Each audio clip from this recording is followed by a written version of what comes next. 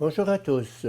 Je continue à vous partager des extraits du volume de Yves Semen sur la théologie du corps de Jean-Paul II.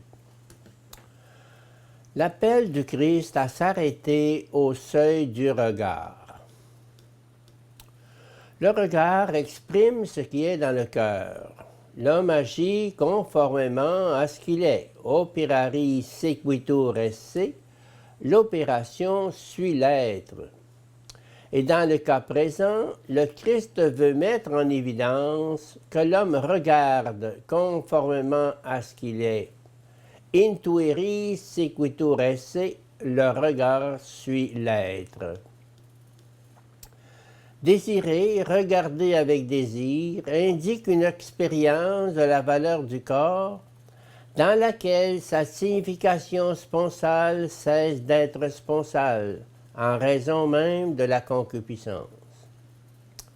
Cesse également sa signification procréatrice, laquelle est enracinée dans la signification sponsale du corps et en émerge, pour ainsi dire, de manière organique. La concupiscence, réduction d'un appel éternel. L'éternelle attraction de l'homme vers la féminité, Genèse 2, 23, libère en lui, ou peut-être devrait libérer, une gamme de désirs spirituels charnels, de nature surtout personnelle, et de communion, voire l'analyse de l'origine, auquel correspond une hiérarchie proportionnelle de valeurs. D'autre part, le désir limite cette gamme en obscurcissant la hiérarchie des valeurs caractéristiques de l'éternelle attraction de la masculinité et de la féminité. Le désir a pour effet que dans le fort intérieur, c'est-à-dire dans le cœur, dans l'horizon intérieur de l'homme et de la femme, la signification du corps qui est propre à la personne est obscurcie.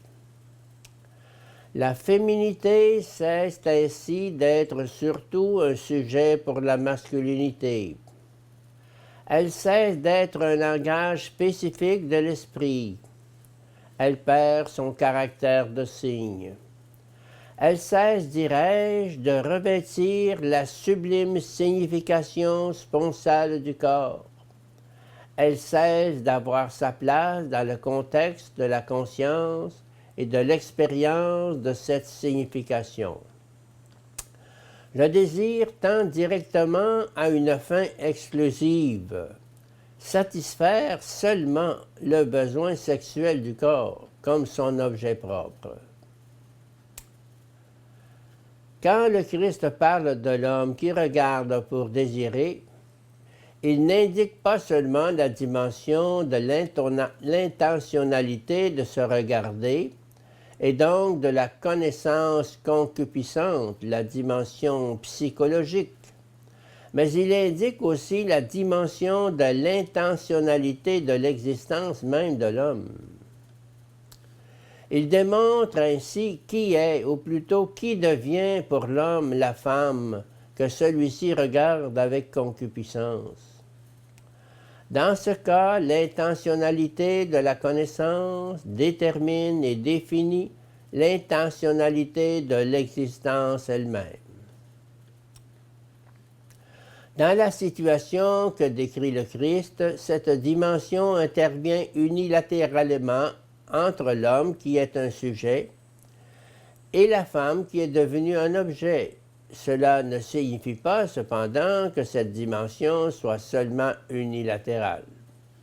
Pour le moment, nous ne renverserons pas la situation analysée, ni ne l'étendrons aux deux parties, à chacun des deux sujets.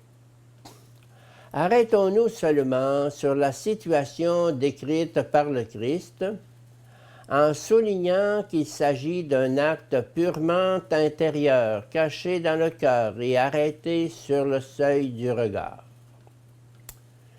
Il suffit de constater que dans un tel cas, la femme, qui en raison de sa subjectivité personnelle existe éternellement pour l'homme, considérant que pour la même raison il existe aussi pour elle, est privé de la signification de son attraction en tant que personne, qui appartient pourtant à l'éternel féminin, et ne devient en même temps qu'un simple objet pour l'homme.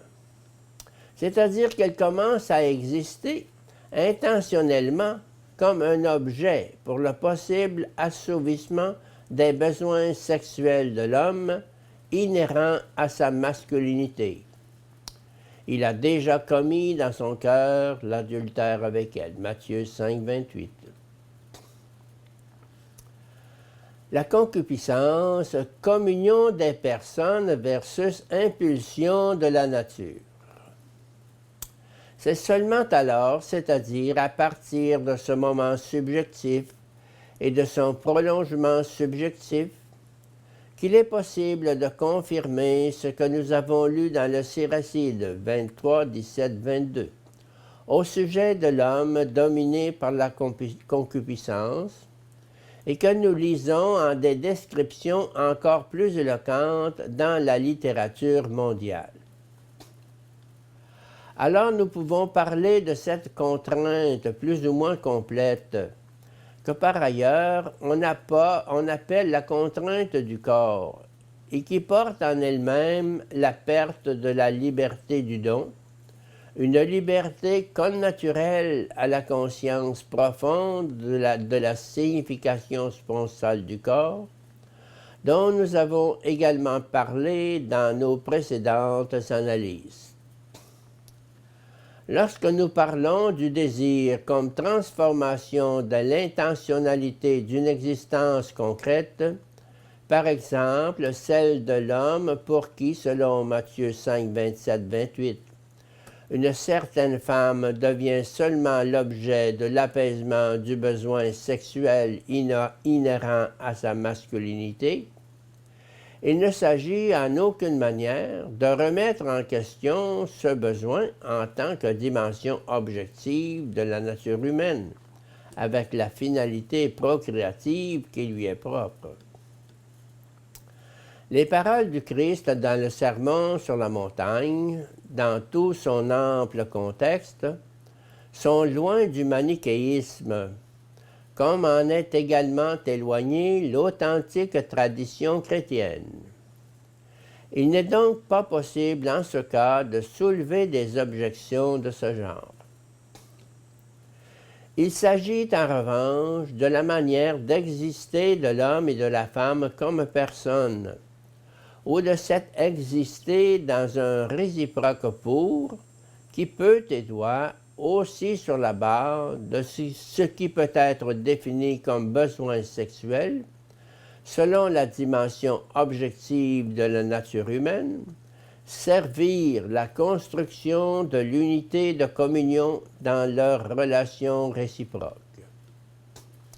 Telle est en effet la signification fondamentale propre à l'éternelle et réciproque attraction de la masculinité et de la féminité, contenue dans la réalité même de la constitution de l'homme comme personne, tout ensemble, corps et sexe. À l'union ou communion personnelle à laquelle l'homme et la femme sont appelés depuis l'origine, ne correspond pas et même s'oppose le cas où tous deux, l'homme et la femme, existent l'un pour l'autre seulement comme objet d'assouvissement du besoin sexuel, et où chacun d'eux, de son côté, est seulement sujet de cet apaisement.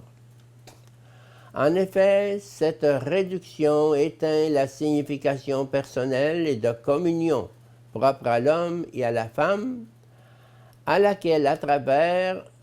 travers laquelle, selon Genèse 2, 24, l'homme s'unira à sa femme et ils deviendront une seule chair.